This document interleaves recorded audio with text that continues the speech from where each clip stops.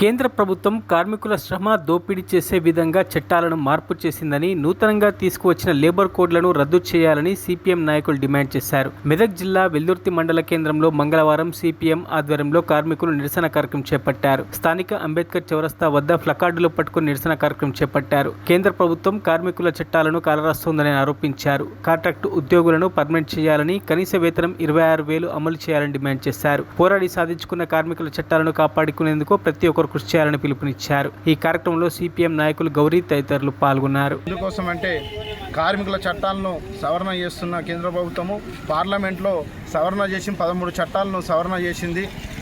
ఇలా 1946 నుంచి 96 వరకు 1996 వరకు ఉన్న 13 చట్టాలను ఇలా సవరణ చేసి కార్మికులకు మొత్తానికి అన్యాయం చేయడం అనేది జరిగింది.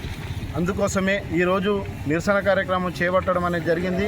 ప్రతి ఒక్క కార్మికునికి ఇవాళ ఆటో డ్రైవర్ కాడికి నుంచి మొదలు పెడితే అమాలి కార్మికుని వరకు, అలాగే ఇవాళ ట్రాన్స్పోర్ట్కు సంబంధించిన లారీలు నడిపించే డ్రైవర్ల కాడికించి, డీసీఎంలు నడిపించే డ్రైవర్ల కాడికించి ఇవాళ మొత్తానికే కార్మికుల చట్టాలను సవరణ చేయడం అనేది జరిగింది.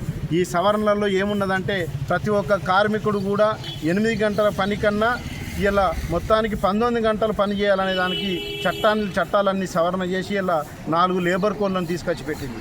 ఈ 4 లేబర్ కోడ్లలో ఇలా ప్రైవేట్లో కూడా కంపెనీల్లో పనిచేసే వాళ్ళకు పర్మనెంట్గా చేయడం అనేది లేదు. కనీస వేతనం కూడా చేయడానికి వీలు లేదు.